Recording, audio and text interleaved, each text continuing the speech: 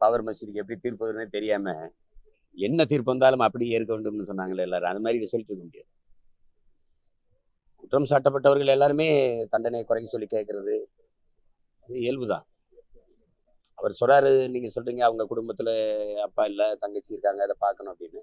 இது மாதிரி பாதிக்கப்பட்ட குடும்பங்கள்லயும் இது மாதிரி நிறைய பாதிக்கப்பட்டிருக்காங்கல்ல. அது நீதி அதை அப்படி பார்க்க முடியாது.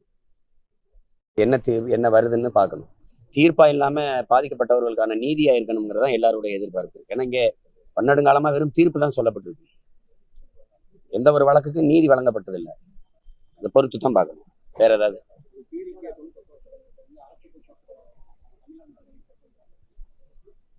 அதை நாங்க தொடர்ச்சியா கேள்வி கேட்டுட்டு தான் இருக்கோம். அதுல என்ன இருக்கு? தமிழ்நாட்டு அரசு தானே அது, அதே எடுக்கணும். எந்த அரசு அது? அதான் எந்த அரசு? இப்போ தமிழ்நாடு அரசு தானே, தமிழ்நாடு அரசு போக்குவரத்து தானே, அப்படித்தானே இருந்துச்சு. அதே அரசு போக்குவரத்துன்னு மாத்தணும். அதுதான் அந்த தமிழ்நாடுன்னு சொல்றதுக்கு அவ்வளவு அவமானமா இருக்கு அவங்களுக்கு.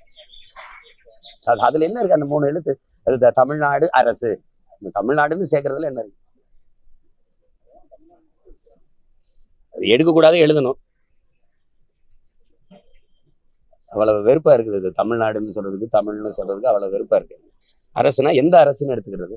கேரளா அரசா, கர்நாடக அரசா?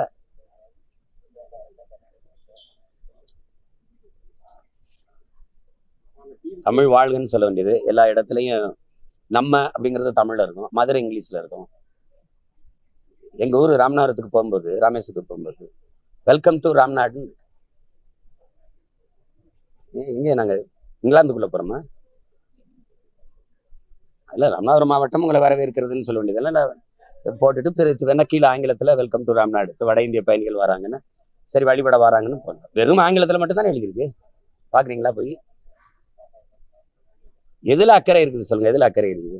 ஆண்டுதோறும் வரோம். எங்க ஐயா முத்தாமைத்தவர் எங்க தாத்தாவுக்கு வழிபாட்டுக்கு வரோம். இரு கரையில இந்த பாதைகள்ல ஒரு மரம் நடப்பட்டிருக்கா பாருங்க. ஆனா அந்த அன்னைக்கு மட்டும் இந்த கட்சிக்காரர்கள் கொடி மட்டும் வரிசையா நடப்படும். எதுல ஒன்றுல அக்கறையாவது அணுகிருக்கு. இவங்க எப்படி தமிழ்நாடுன்னு சொல்றதுக்கு அவ்வளவு கூச்சப்படுறாங்க. அவ்வளவு அருவருப்பா இருக்கு. அதை எழுதுறதுல அவ்வளவு அவங்களுக்கு இது. நீங்க என்ன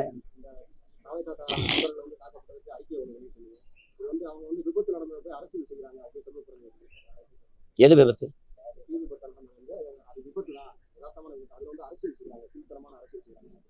இதெல்லாம் அவங்க போய் அதுல என்ன அரசியல் செய்ய? பாதிக்கப்பட்ட மக்களுக்கு உதவ போறதுல அரசியல் இருக்கு. எதுதான் அரசியல்னு சொல்ல வராங்க? என்னை பாருங்க, நீங்க தானே கேள்வி எழுப்பீங்க. எதுதான் அரசியல்? சரி, யதார்த்தமா தீப்பற்றி எரிஞ்சிருச்சு. உடனே போய் அதை அணைப்பதும், அதுக்கான பாதிக்கப்பட்ட மக்களுக்கு உரிய உதவியை செய்வதும், அதுலதான் காயம்பட்டிருந்தா அவங்களுக்கு உரிய மருத்துவத்தை கொடுக்க செய்வதும், அதெல்லாம் யாருடைய பொறுப்பு? அது ஒரு அரசியல் இயக்கம் போய் செய்யும்போது ஆர்வப்பட்டு அந்த தமிழக வெற்றி கழகத்தினுடைய நிர்வாகிகள், பெண் பிள்ளைகள் போய் உதவும் போது அதை தடுத்து அதை விதிச்சு வயிற்றுல மிதிக்கிற அளவுக்கு அது என்ன பெரிய குற்றம் ஆயிடுச்சா? அது தேச துரோக குற்றமா? முதல்ல இந்த தலைவர்கள் இதுல போய் அரசியல் செய்யறாங்க, இதையெல்லாம் அரசியலாக்குறாங்க, இதையெல்லாம் அரசியலா பேசுறாங்க அப்படின்னு பேசுற தலைவர்கள் எது அரசியல்னு ஒரு பட்டியலை வெளியிட்டீங்கன்னா நாங்க அதை மட்டும் பேசிட்டு போறோம். எதுதான் அரசியல்? லட்சக்கணக்கா நாங்க எங்க கொல்லப்படுவோம் எங்க தாயகத்துல, ஈழத்துல, அதை பேசக்கூடாது, அது அரசியல். 840 மீனவன் கொல்லப்பட்டிருக்கான், அது அரசியல். அவன் கைது பண்ணப்படுவான், படகு பறிக்கப்படும், அதை பேசினா அரசியல். 60-70 ஆண்டுகளா குடியிருந்த மக்களை திடீர்னு ஆக்கிரமிப்பு இடிப்பீங்க. அப்ப கடற்கரையை ஆக்கிரமிச்சு கல்லறை கட்டியிருக்கீங்க, அதை ஆக்கிரமிப்பான்னு கேட்டா இதெல்லாம் அரசியல் பேசுறீங்க. எது அரசியல்? இந்த 1000 ரூபாயும் அரிசியும் பருப்புமா சொல்லுங்க? இலவச பேருந்து, சாராயம் குடிச்சு செத்தா அதுக்கு 10 லட்சம் கொடுக்குறது, இதெல்லாம் தான் அரசியலா? எதை பேசுறது? அப்போ முதல்ல நீங்க கற்றுக்கிட்டு வாங்க எது அரசியல்.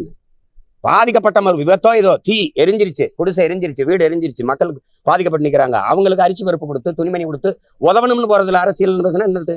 அது உதவி, அது சேவை. அதை செய்ய வந்த பொண்ணை எதுக்கு அது கீழே விழுத்து வாயத்துல மிதிக்கிறதுலாம் எப்படி பெரிய கொடுமை? எதா இருந்தாலும் இவங்க இந்த நாட்டுல ஒண்ணு இருக்குது, வாக்குக்கு காசு கொடுத்து வாக்கை பறிக்கிறது, அது அதர்மம் இல்லை, அது தர்மத்துக்கு எதிரானது இல்லை. மலைகளை மணலை வெட்டி விற்கிறது, அதெல்லாம் தர்மத்துக்கு எதிரானது இல்லை. எல்லாத்துலயும் தர்மத்தை கடைபிடிச்ச மக்கள் போல கூட்டணி தர்மம், அதுல என்னடா அதுல மட்டும் தர்மம் உங்களுக்கு வாழுது? கூட்டணி தர்மத்துக்காக அதெல்லாம் சைத்துக்கிறதா? கூட்டணி தர்மத்துக்காக இதெல்லாம் பேசுறது? உண்மையில என்ன செல்வ பிறந்தரைக்கு மனச்சான்றோடு அது பேசுறாரு. ஸ்டாலின் கோச்சுக்காரன் தானே பேசுறதுல, வேற என்னது? இது கொடுமை. இதே தம்பி விஜயோட காங்கிரஸ் கூட்டணி வச்சு அப்படி பேசல.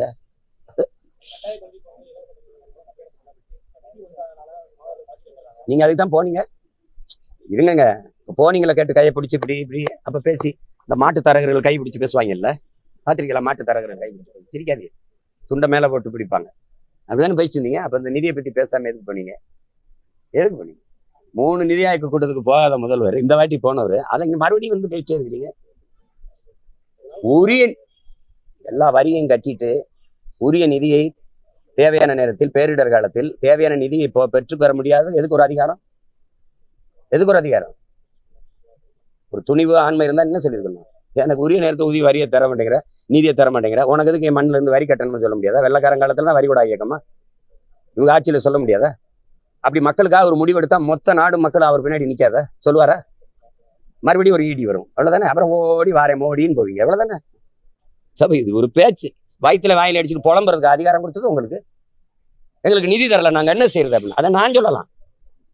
இத்தனை கோடி மக்களின் பிரதிநிதித்துவப்பட்டு இவ்வளவு பெரிய அதிகாரத்தை வச்சுக்கிட்டு நாட்டின் முதலமைச்சராக இருந்துகிட்டு பேசக்கூடாதுல்ல. எங்களுக்கு நிதி தரல, நாங்க என்ன செய்யறது அப்படின்னு. இந்த 1000 ரூபாய் கொடுக்கறதுக்கு இந்த இதுக்கெல்லாம் காசு கொடுக்கறதுக்கு எங்க இருந்து வருது? தொட்டதுக்கெல்லாம் நூலகம் அவங்க அப்பா பேர்ல கட்டுறதுக்கு, நினைவிடம் கட்டுறதுக்கு, சிலைகளை திறக்கிறதுக்கு, அதுக்கெல்லாம் பணம் எங்க இருந்து வருது? பரம்பரை சொத்தை வித்துட்டு வரீங்களா? பதில் இருக்கா? ஏதாவது நான் நல்ல ஒரு காரியத்துக்கு போயிட்டு இருக்கு, ஏதாவது கெடுத்து விட்டுறாரு. சொல்லுங்க, வேற ஏதாவது.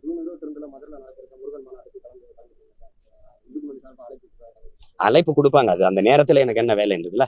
நான் அதுல வேற போராட்டம் வச்சிருக்கேன். ஆடு மாடுகளினுடைய மாநாடு வச்சிருக்கேன் இதே மதுரையில, அதுல வந்து பங்கேற்பேன்.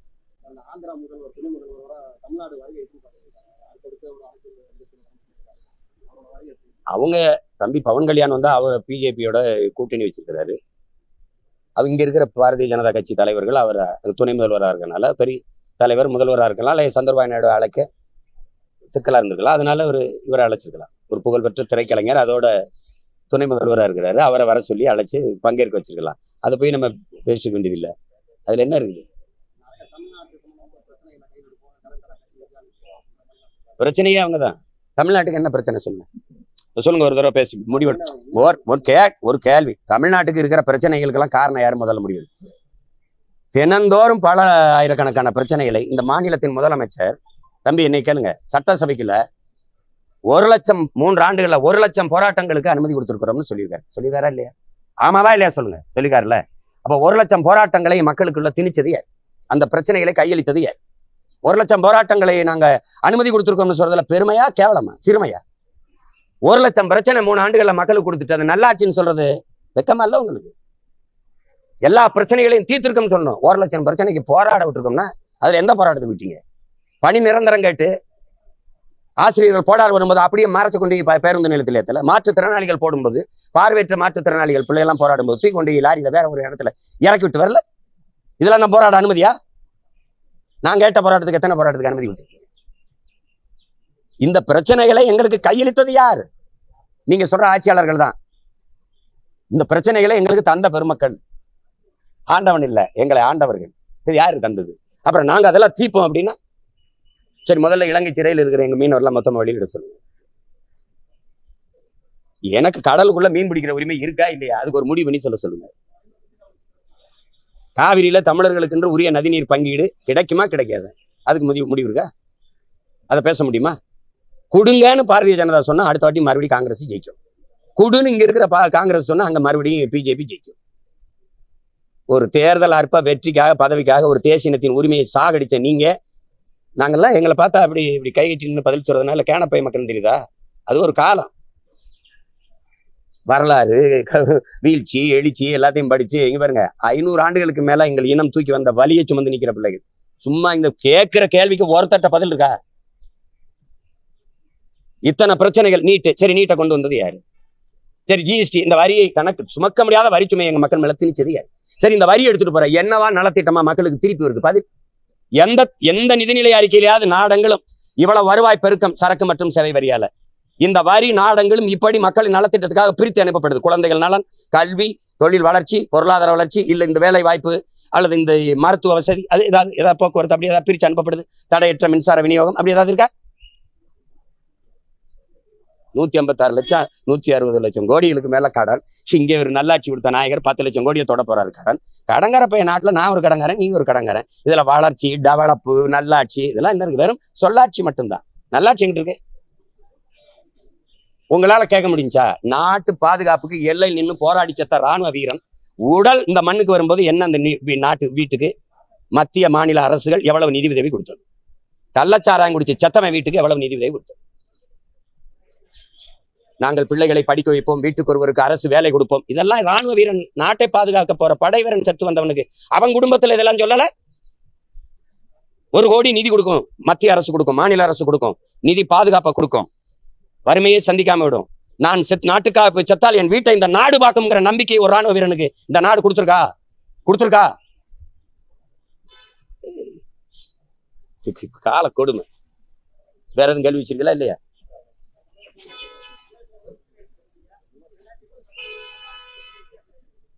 யாரு விரும்புறாங்க சொல்றாங்க? உங்களுக்கு தெரியுது இவ்வளவு பிரச்சனை இருக்குது. திமுக ஆட்சி மறுபடியும் வரும்னு நீங்க வரும்னா விரும்புனீங்கன்னா ஓட்டு அவங்களுக்கு போடுங்க. வந்துடக்கூடாது.